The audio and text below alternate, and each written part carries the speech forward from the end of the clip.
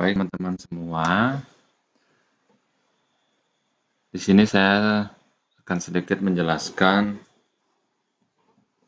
mengenai uji kompetensi. Apa sebenarnya uji kompetensi tersebut? Mari kita sama-sama mempersiapkan diri ya. Nah, dalam uji kompetensi kita santai saja, kita belajar bersama-sama, kita pahami apa sih sebenarnya uji kompetensi, kemudian materi apa saja yang ada di uji kompetensi tersebut, terus metodenya uji seperti apa, portofolionya seperti apa ya. Jadi dalam uji kompetensi tersebut ada beberapa hal yang perlu kita perhatikan, yaitu bagaimana suatu metode uji portofolionya, kemudian penilaian portofolio dan komponen utama dan tambahannya. Nah, di sini pertama-tama adalah bisa kita pahami posisi Bapak dan Ibu adalah tempatnya di mana gitu. Jadi kita fokus pada fungsional ya, fungsional di mana jenjang itu dibagi dua. Ya, jenjang itu dibagi dua yaitu ahli dan terampil ya.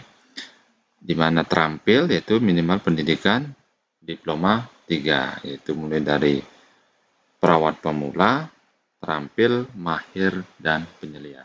Maksimal golongan 3D.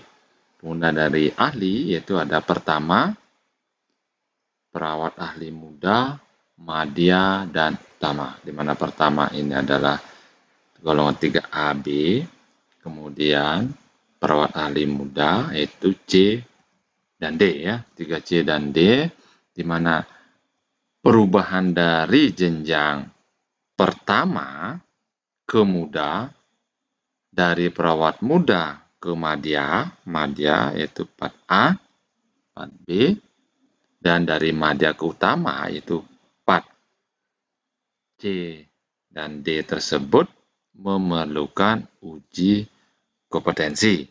Begitu juga dengan perawat jenjang terampil. Jadi alih jenjang tersebut memerlukan suatu uji kompetensi. Dan Permenpan yang baru yaitu Permenpan 35 tahun 2019 bahwa uji kompetensi tersebut harus mutlak dilakukan sehingga nanti perawat, bidan, dokter dan semuanya akan melanjutkan uji kompetensi di tahun 2022 ya. Baik, kita lanjut setelah kita pahami tentang jenjang uji kompetensi. Nah, kita lihat bagaimana sebenarnya metode uji portofolio, di mana materi uji kompetensi jabatan fungsional kesehatan mengacu pada butir-butir kegiatan jenjang jabatan yang sedang dipangku dan jenjang yang akan dipangku sesuai dengan peraturan perundang-undangan. Jadi Bapak dan Ibu, di sini semua jenjang fungsional perawat, lihatlah butir-butir kegiatan apa saja yang dipangku sekarang dipangku pada jenjang jabatan Bapak dan Ibu. Apakah perawat terampil, kemudian mahir, ataukah perawat pertama, muda, ataupun madya. Dalam butir-butir tersebut, Bapak dan Ibu sudah terbiasa membuat DUPAK, daftar usulan penetapan angka kredit. Itulah yang sebenarnya dipahami. Bapak dan Ibu pahami dulu DUPAK 2014 untuk uji kali ini, karena untuk uji ke depan nanti akan diberlakukan uji kompetensi sesuai dengan undang-undang yang baru 35, Undang-Undang 35 ya Permenpan, maaf, tahun 2019. Itu akan diberlakukan Begitu juga Dupak, kemudian harus matching dengan SKP, kemudian dengan RKH dan logbook. Seperti itu. Nah, metode uji nanti adalah ada metode uji yang berupa portofolio, itu wajib Bapak dan Ibu, di mana buktinya itu berupa logbook dan RKH. Ya, kemudian ada uji tulis, lisan, ataupun uji praktik nantinya sesuai dengan otoritas dari tim penguji. Nah, portofolio di sini laporan yaitu ya, laporan lengkap segala aktivitas yang Bapak Ibu lakukan. Kemudian digunakan sebagai salah satu cara penilaian yang mampu mengungkap bagaimana sih pencapaian kompetensi Bapak dan Ibu sesuai dengan jenjang. Kemudian dapat merefleksikan pelayanan yang diberikan dan dapat menunjukkan kemampuan dari Bapak dan Ibu sesuai dengan jenjang fungsional yang Bapak dan Ibu pangku. Nah, dari portofolio di sini ada RKH dan logbook. Tersebut ada yang disebut dengan komponen utama, di mana di sini penilaiannya adalah 80%. Kemudian ada komponen tambahan, yaitu apakah ada penghargaan yang relevan untuk dari Bapak dan Ibu, ya, untuk Bapak dan Ibu. Kemudian ada karya pengembangan profesi, pelatihan, ya, sertifikat pelatihan. Pengembangan profesi di sini adalah riset misalnya, penelitian boleh diajukan dalam portofolio untuk mendapatkan 20% nilai dari total nilai, ya. Kemudian untuk komponen, nah ini dia komponen utama, yaitu penilaian pelayanan asuhan. Ini mengacu dari butir kegiatan jabatan fungsional sesuai dengan butir-butir kegiatan yang Bapak Ibu lakukan, ya, apakah di mahir, pertama, muda, dan sebagainya, ya. Kemudian 80% komponen pelayanan asuhan berasal dari komponen kompetensi jenjang yang sedang dipangku. Kemudian 20-25% komponen pelayanan asuhan berasal dari kompetensi yang akan Bapak Ibu pangku. Jadi misalkan sekarang Bapak Ibu adalah di perawat ahli pertama. Jadi kegiatan yang ada sesuai dengan Dupak pada ahli pertama ambillah 80%. Kemudian 20%-nya diambil dari yang akan Bapak Ibu pangku, yaitu ke perawat muda misalnya. Jadi apa saja kegiatan yang Bapak Ibu pangku di perawat muda, ambillah sebanyak 20%. Itulah yang seharusnya Bapak Ibu kuasai dan dituangkan dalam portofolio. Nah, ini adalah ketentuan dari batas kelulusan, ya. Batas kelulusan minimal 70% dari total keseluruhan. Keseluruhan dari komponen 80% dan 20%-nya.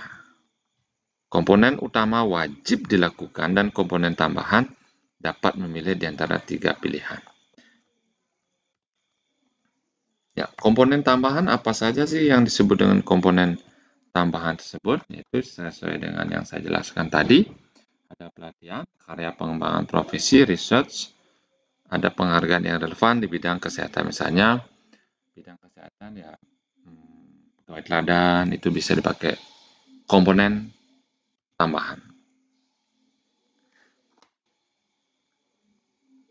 Ya, dari pelatihan dapat dilihat ya, ada bukti fisik komponen penerima sudah berupa sertifikat. Biasanya minimal 30 JPL untuk bisa diakui sebagai sertifikat yang mendapatkan nilai minimal 30 JPL. Kemudian ada tingkatan-tingkatan sertifikatnya. Provinsi yang paling tinggi adalah internasional, kemudian provinsi sebanyak 20% dinilai, kemudian nasional 30% dia berjenjang ya. Yang paling rendah adalah kabupaten. Sertifikat pelatihan di kabupaten paling rendah. Nah, apabila Bapak dan Ibu mempunyai sertifikat pelatihan, durasi di kelas sekurang-kurangnya 30 JPL itu sudah dapat nilai 20% dari unsur tambahan tersebut.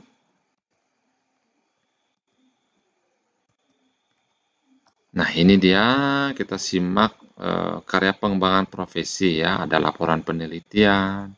Kalau sebagai ketua dia dapat 50% ya. Ini nilainya sebagai anggota dapat 40% ya. Ada karya teknologi tepat guna. Ya, jadi intinya ada suatu ide-ide khusus yang tertuang dalam jurnal riset yang dipublish itu bisa sebagai laporan pengembangan profesi dari 20% tersebut ya. Ini nilai-nilainya biar tidak bingung. Saya yakin juga Bapak dan Ibu agak bingung dalam memahami ini, jadi kita simak bersama-sama. Nah, ini dia kriteria penilaian dokumen portofolio. Ya, nanti dari portofolio Bapak dan Ibu akan dinilai bagaimana, apakah memadai. Memadai itu disebut dengan kesesuaian antara jumlah dokumen yang dipersyaratkan dengan ketersediaan dokumen portofolio yang ada. Kemudian valid, dokumen yang dinilai telah diverifikasi oleh atasan. Jadi, apabila Bapak dan Ibu membuat RKH, nanti akan saya contohkan bagaimana RKH-nya, harus ditandatangani oleh atasan langsung. Misalnya, dari staf atau tim ditandatangani atasan langsungnya adalah kepala ruangan seperti itu. Kemudian dari asli merupakan bukti asli bukan copy paste, kemudian bukan fotokopian. Nanti Bapak dan Ibu yang diserahkan ke penguji itu adalah berupa bukti asli dari laporan. Kalau tidak gitu nanti penilaian nggak absah. Kemudian terkini laporan pekerjaan dalam kurun waktu sejak ditetapkan dalam SK Japung terakhir. Misalnya periode Bapak dan Ibu Japungnya adalah 3 tahun terakhir. Jadi dalam rentang 3 tahun itulah dipakai sebagai laporan portofolio ya. Nanti akan seperti ini dia. Misalkan ini adalah rekapan dari penilaian Bapak dan Ibu. Kalau misalnya memadai, semua dicentang, valid dicentang, asli dicentang. Kalau misalnya fotokopian yang Bapak dan Ibu bawa itu tidak asli, berarti ini akan mengurangi nilai. Kemudian kalau tidak terkini portofolio yang Bapak Ibu bawa, setorkan ke tim penguji, maka otomatis tidak akan tercentang. Jadi kami harapkan portofolio yang Bapak Ibu buat adalah memadai, valid, asli, dan terkini. Ya, mungkin itu sedikit paparan mengenai proses dari uji kompetensi. Yang terpenting kita pahami adalah Bapak dan Ibu memahami di mana Bapak dan Ibu jenjangnya berada. Ya, jenjang fungsionalnya sekarang di mana? Misalkan di perawat pertama, apa saja yang Bapak dan Ibu lakukan itu sudah tertuang di dalam ini. Ya. Permenpan, ya. Permen bersama nomor 25 tahun 2014 ya, tentang Jabatan fungsional perawat dan angka kreditnya. Di sini sudah sangat jelas dijabarkan. Perawat terampil misalnya pengatur golongan 2C, ya, pengatur tingkat 1 golongan 2D. Mahir 3A, 3B, penyelia 3C, 3D. Kemudian golongan ahli, keahlian yaitu ahli pertama, ya, 3A, 3B, dan seterusnya. Di manakah Bapak dan Ibu berada, itu yang dipahami bersama dulu. Nah,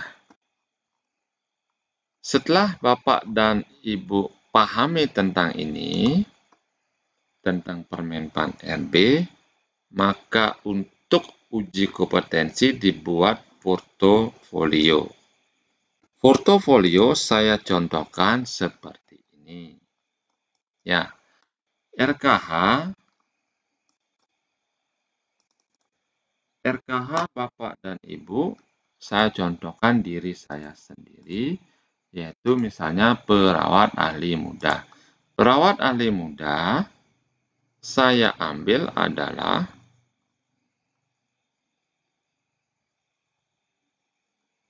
ini. Jenjang sekarang, yaitu melakukan pengkajian perawatan lanjutan.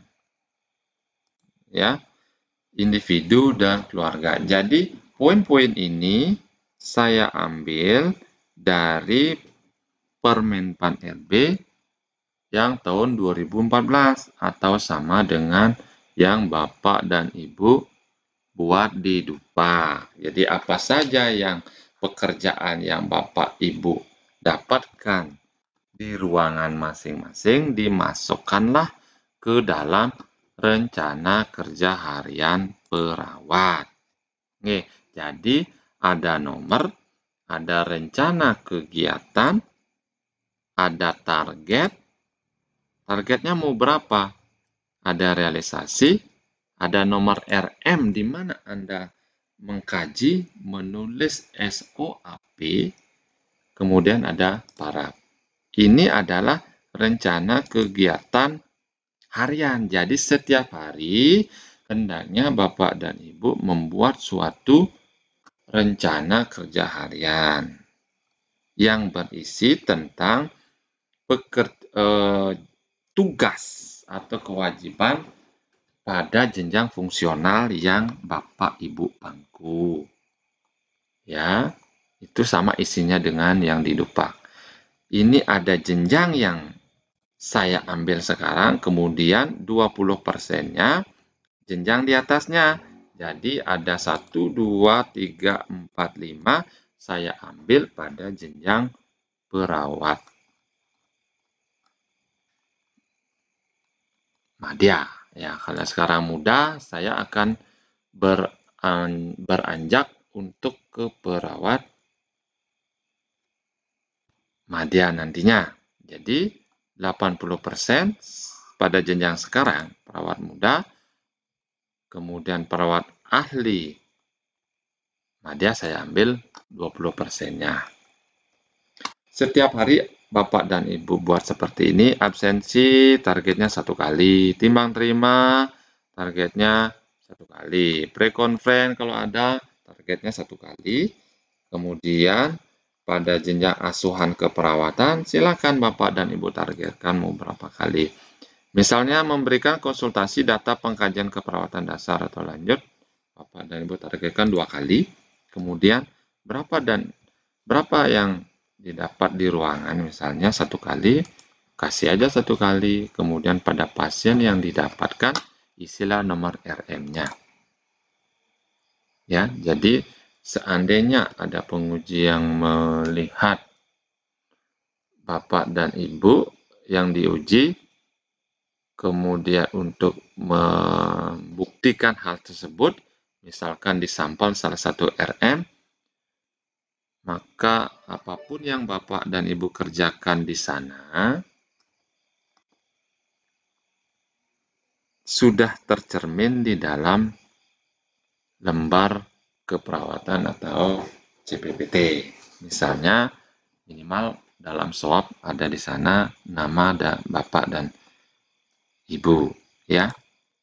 Kemudian ada merumuskan diagnosa keperawatan individu. Catatlah nomor RM pada pasien yang Bapak dan Ibu rawat.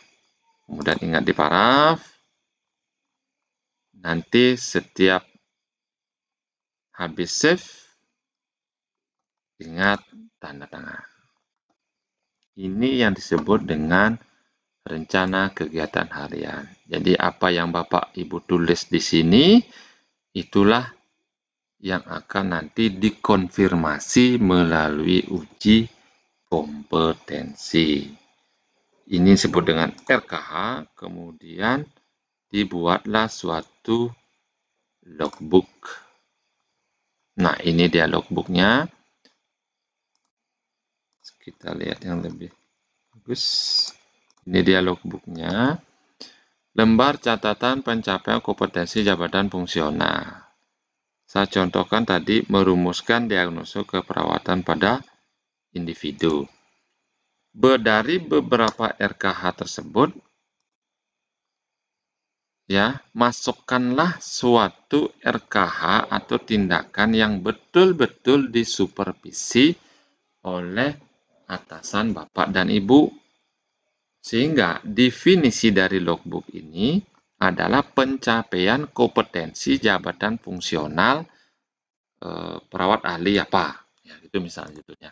Jadi, buatlah, masukkan suatu RKH yang betul-betul disupervisi dan tindakan yang sesuai dengan SPO. Ya, diisi tanggal, inisial pasien, dan nomor RM. Misalnya merumuskan diagnosa keperawatan individu.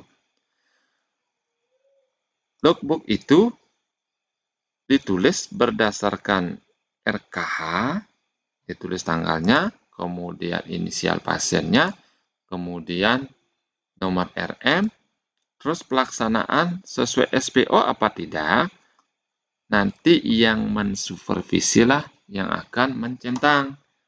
Misalkan ya, kemudian tanda tangan dan jelas oleh Karu, CI, atau siapa atasan Bapak dan Ibu. Setelah ditanda tangan, jadi sah sebagai logbook. Jadi, definisi logbook itu adalah pencapaian kompetensi sesuai dengan pelaksanaan SPO dan disupervisi oleh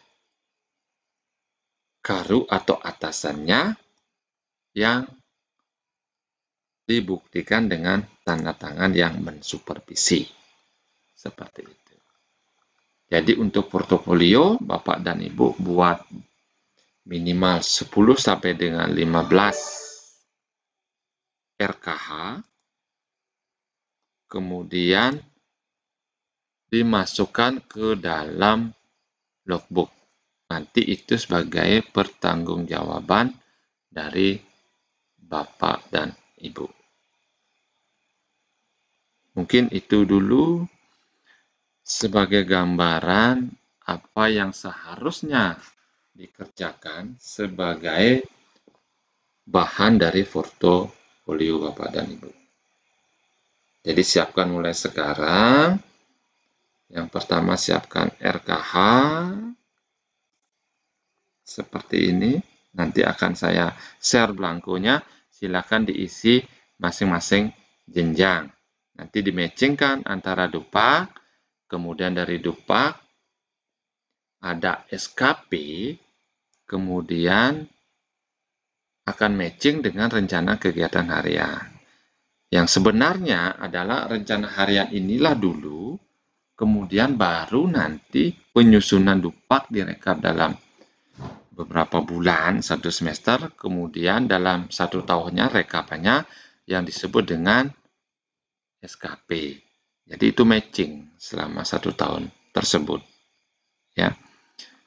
Nanti Bapak dan Ibu jangan bingung buat RKH, kemudian buat logbooknya. Saya akan share soft copy-nya, soft copy dari RKH dan logbook. Nanti silakan diisi. Apa-apa saja kegiatan pada jenjang 80% jenjang yang di bangku sekarang dan 20% jenjang yang akan Bapak dan Ibu raih nantinya ya.